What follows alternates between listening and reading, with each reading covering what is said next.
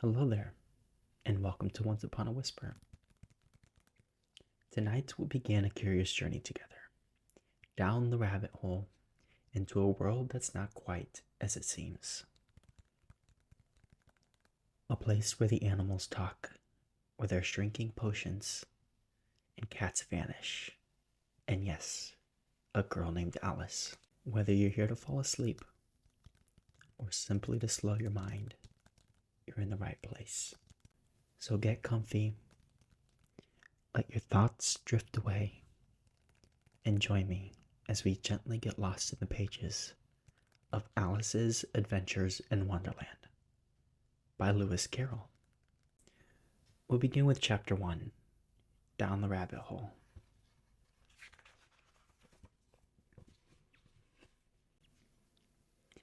Alice was beginning to get very tired of sitting by her sister on the bank and of having nothing to do. Once or twice she had peeped into the book her sister was reading, but it had no pictures or conversations in it. And what is the use of a book, thought Alice, without pictures or conversations?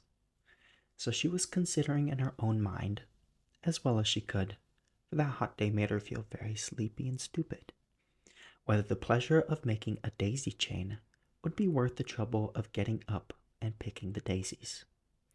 When suddenly, a white rabbit with pink eyes ran close by her. There was nothing so very remarkable in that, nor did Alice think it so very much out of the way to hear the rabbit say to himself, oh dear, I shall be too late." When she thought it over afterwards, it occurred to her that she ought to have wondered at this, but at the time it all seemed quite natural. But when the rabbit actually took a watch out of his waistcoat pocket and looked at it, and then hurried on, Alice started to her feet, for it flashed across her mind that she had never before seen a rabbit with either a waistcoat pocket or a watch to take out of it. And burning with curiosity, she ran across the field after it, and went just in time to see it pop down a large rabbit hole under the hedge. In another moment, down went Alice after it, never once considering how in the world she was to get out again. The rabbit hole went straight on like a tunnel for some way, and then dipped suddenly down, so suddenly that Alice had not a moment to think about stopping herself before she found herself falling down what seemed to be a very deep well. Either the well was very deep, or she fell very slowly, for she had plenty of time as she went down to look about her, and to wonder what was going to happen next.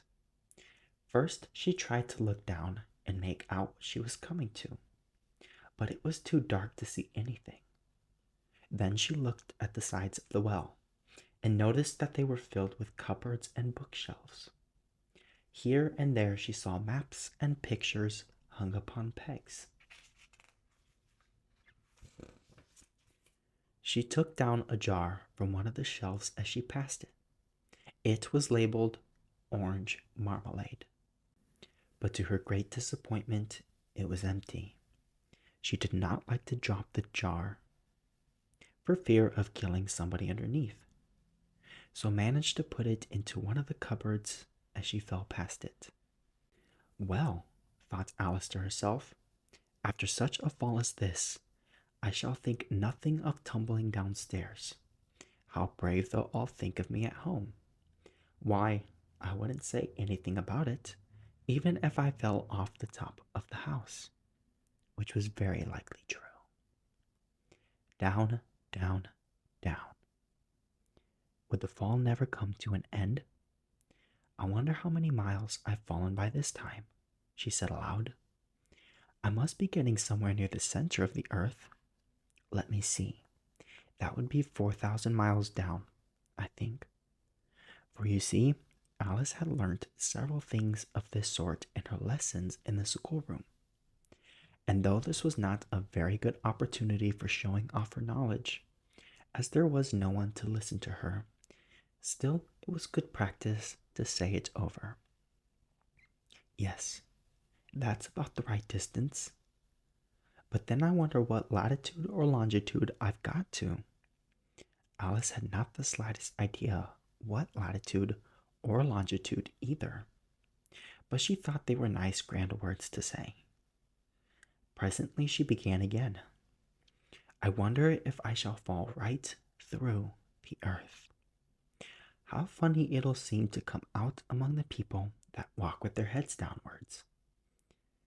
The antipathies, I think. She was rather glad there was no one listening, this time, as it didn't sound at all the right word.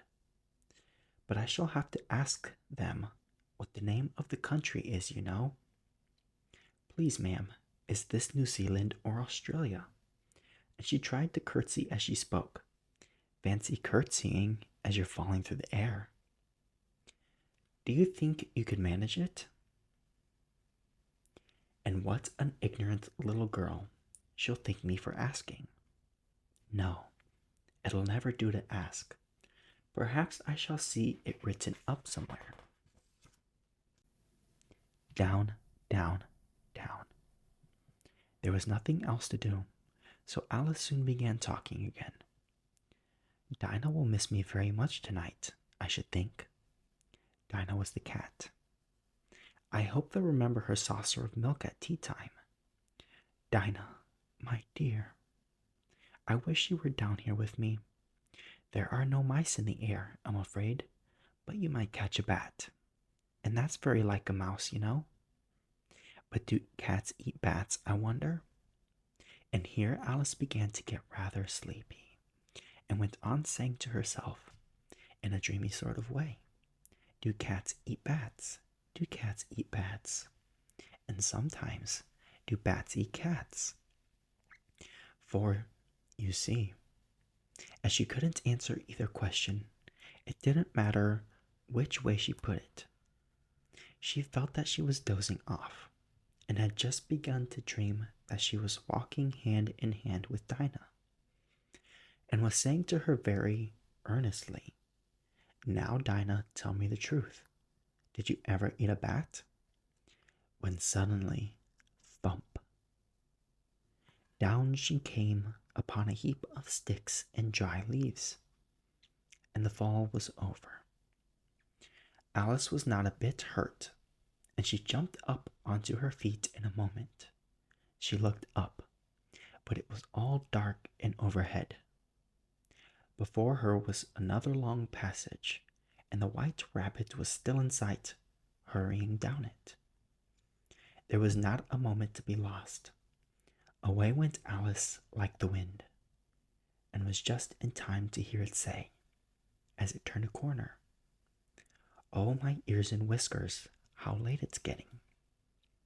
She was close behind it when she turned the corner, but the rabbit was no longer to be seen.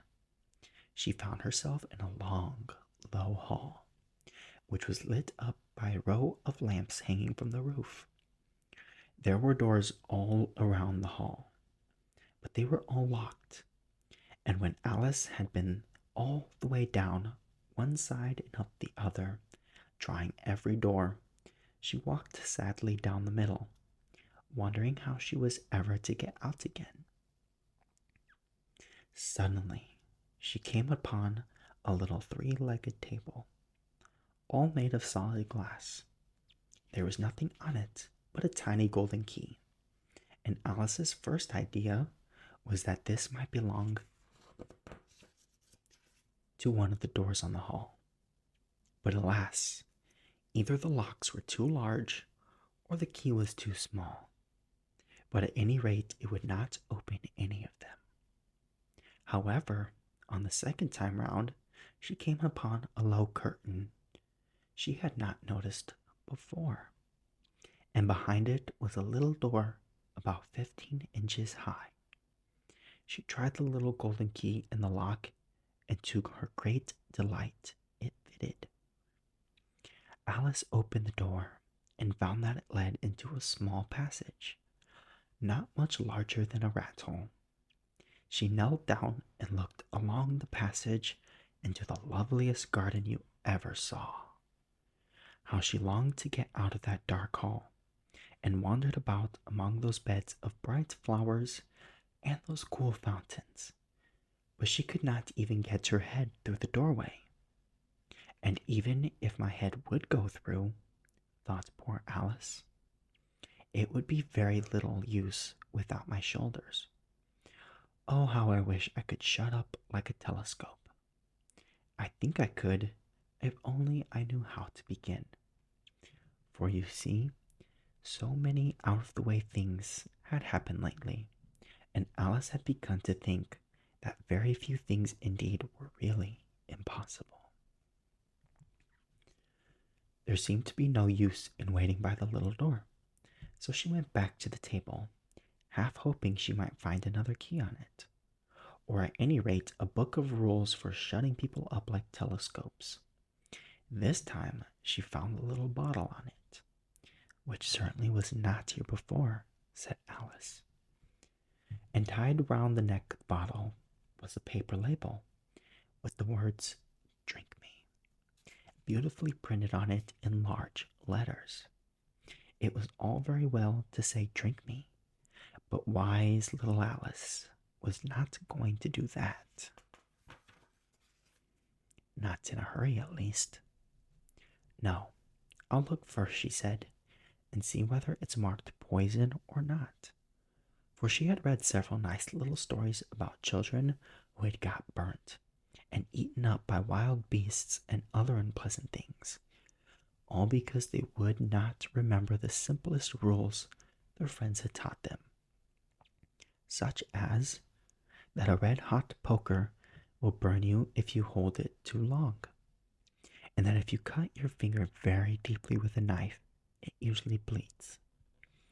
And she had never forgotten that if you drink much from a bottle marked poison, it is almost certain to disagree with you, sooner or later.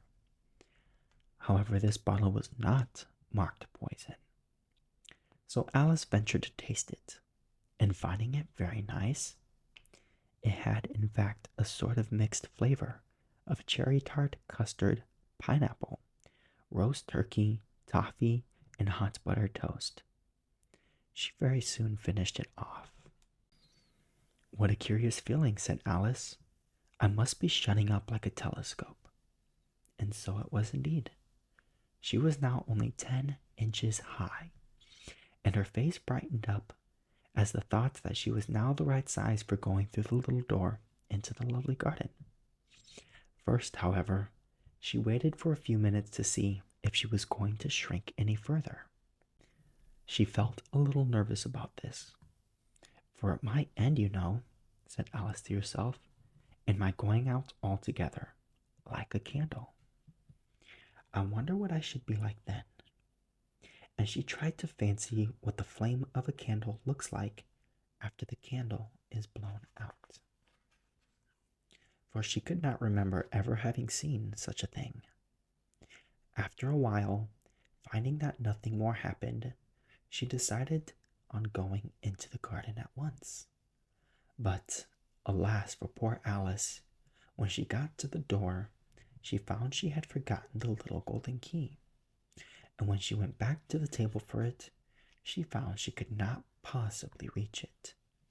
She could see it quite plainly through the glass, and she tried her best to climb up one of the legs of the table, but it was too slippery. And when she had tired herself out with trying, the poor little thing sat down and cried. "Come, there's no use in crying like that," said Alice to herself. Rather sharply, "I advise you to leave off this minute." She generally gave herself very good advice, though she very seldom followed it. And sometimes she scolded herself so severely as to bring tears into her eyes.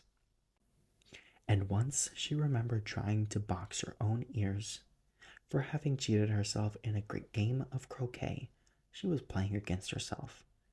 For this curious child was very fond of pretending to be two people. But it's no use now, thought poor Alice, to pretend to be two people. Why, there's hardly enough of me left to make one respectable person. Soon her eye fell on a little glass box that was lying under the table. She opened it and found in it a very small cake on which the words "Eat me" were beautifully marked in crayons. "Well, I'll eat it," said Alice, "and if it makes me grow larger, I can reach the key. And if it makes me grow smaller, I can creep under the door. So either way, I'll get into the garden, and I don't care which happens." She ate a little bit and said anxiously to herself, "Which way? Which way?" holding her hand on the top of her head to feel which way it was growing. And she was quite surprised to find that she remained the same size. To be sure, this is what generally happens when one eats cake. But Alice had got so much into the way of expecting nothing but out of the way things to happen that it seemed quite dull and stupid for life to go on in the common way. So she set to work and very soon finished off the cake. Chapter 2. The Pool of Tears. "Curiouser and curiouser," cried Alice. She was so much surprised that for the moment she quite forgot how to speak good English. "Now I'm opening out like the largest telescope that ever was. Goodbye, feet." For when she looked down at her feet, they seemed to be almost out of sight. They were getting so far off. "Oh, my poor little feet. I wonder who will put on your shoes and stockings for you now, dears. I'm sure I shan't be able. I shall be a great deal too far off to trouble myself about you. You must manage the best way you can. But I must be kind to them," thought Alice, "or perhaps they won't walk the way I want to go. Let me see. I'll give them a new pair of boots every Christmas." And she went on planning to herself how she would manage it.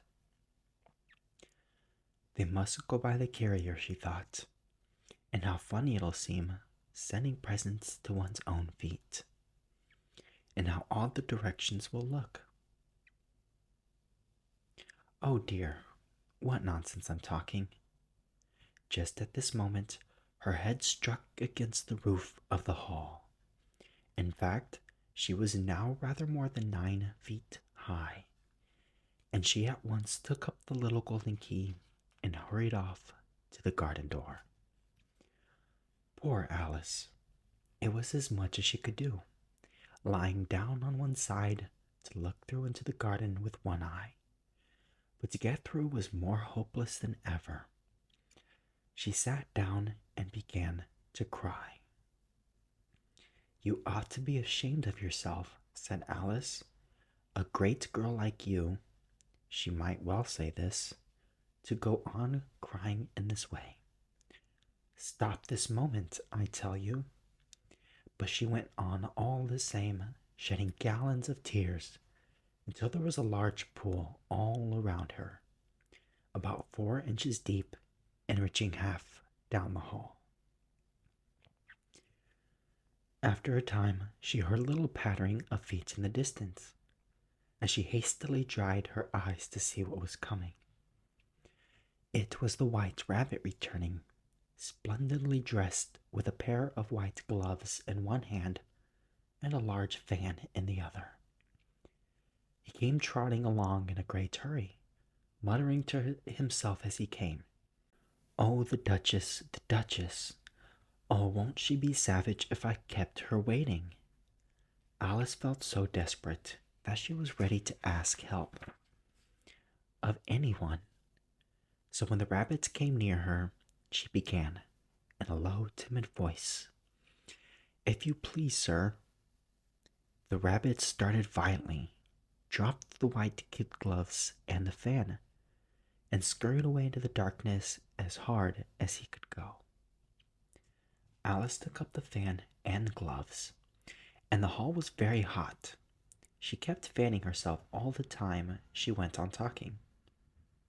"Dear, dear, how queer everything is today, and yesterday things went on just as usual. I've wondered if I've changed in the night. Let me think. Was I the same when I got up this morning? I almost think I can remember feeling a little different. But if I'm not the same, the next question is, who in the world am I? And that's the great puzzle. And she began thinking over all the children she knew that were of the same age as herself to see if she could have been changed for any of them. I'm sure I'm not Ada, she said, for her hair goes in such long ringlets and mine doesn't go in ringlets at all. And I'm sure I can't be Mabel, for I know all sorts of things. And oh, she knows such a very little. Besides, she, and I'm I. And oh dear, how puzzling it all is. I'll try if I know all the things I used to know. Let me see. 4 times 5 is 12.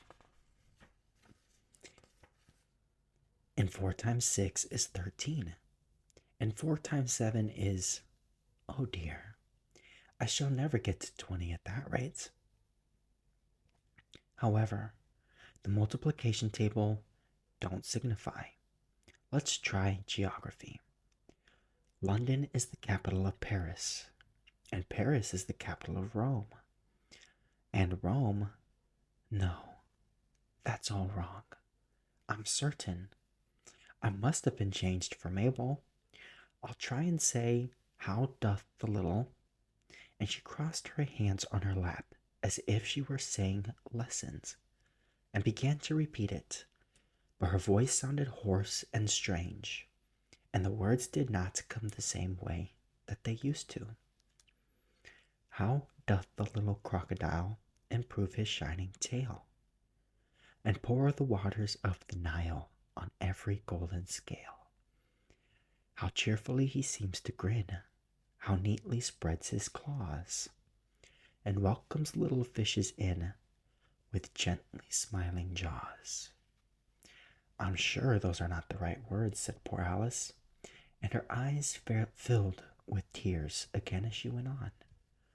I must be Mabel after all, and I shall have to go and live in that poky little house and have next to no toys to play with.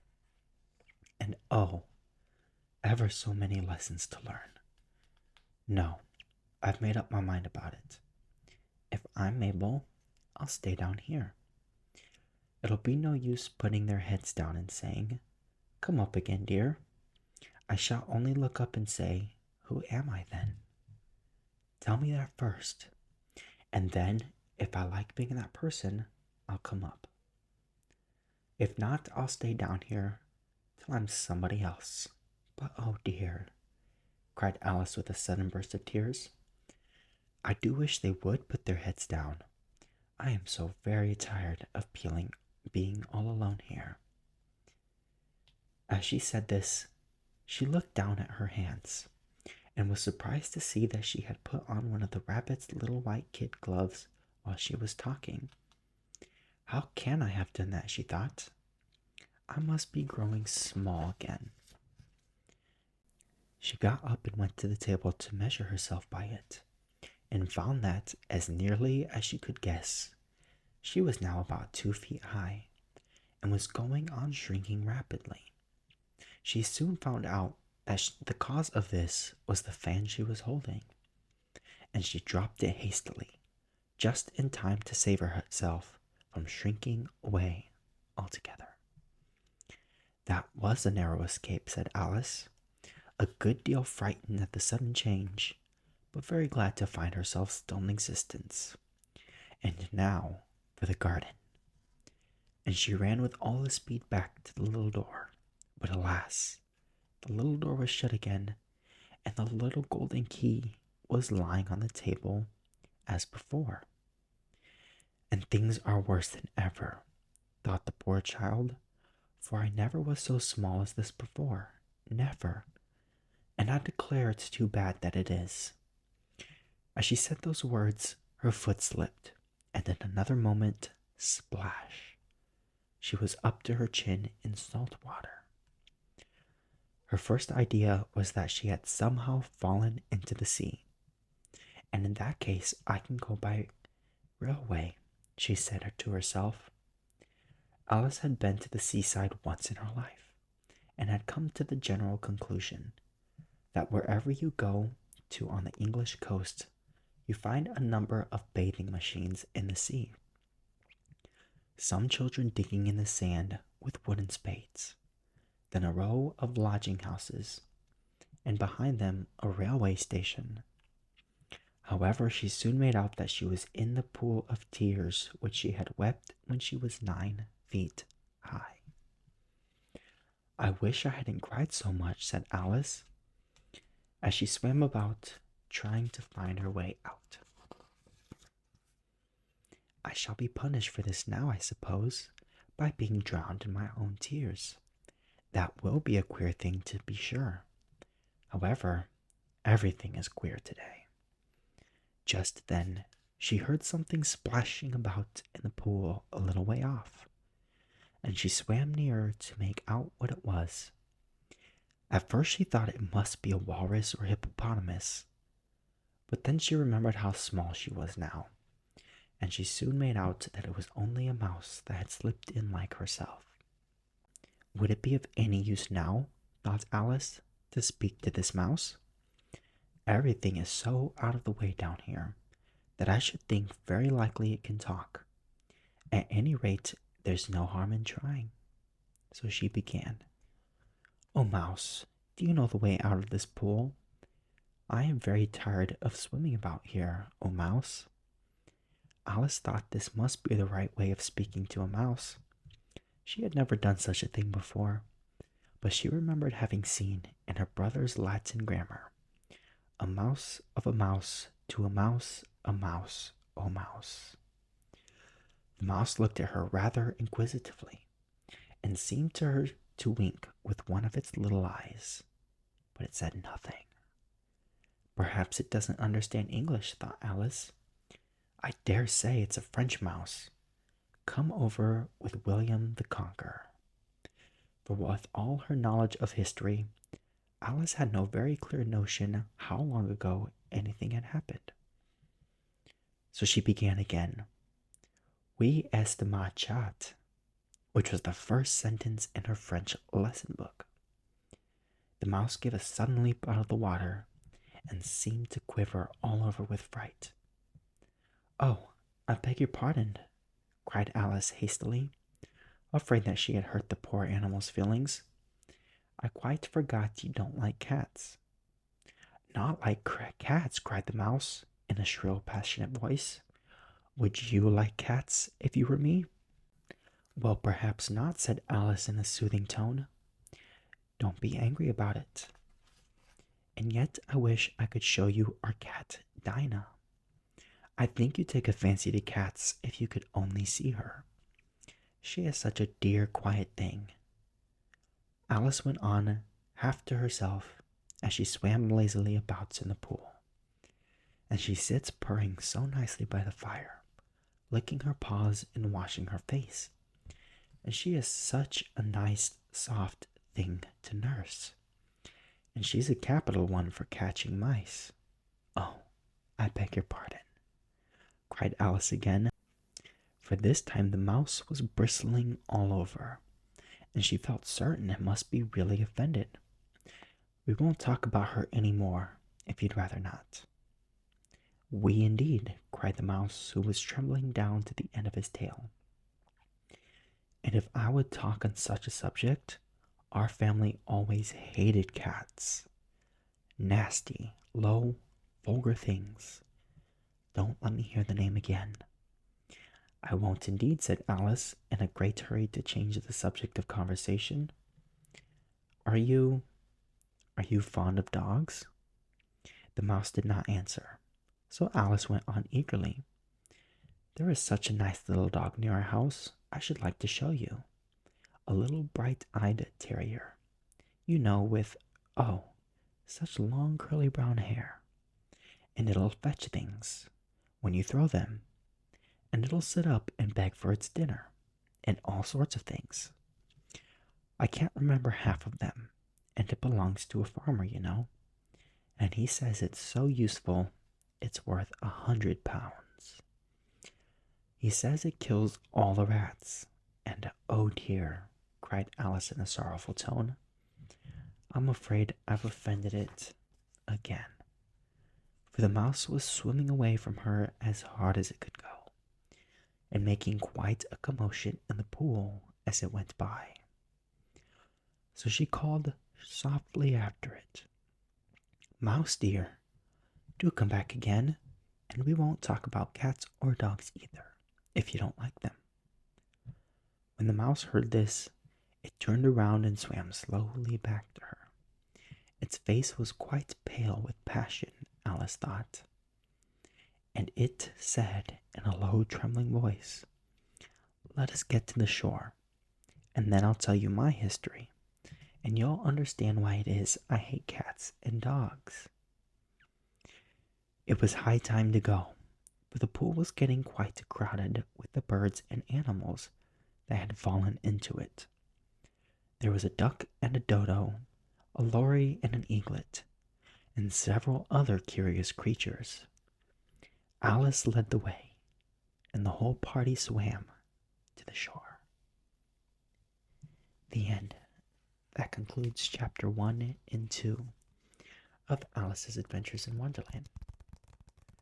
Join me next time as we read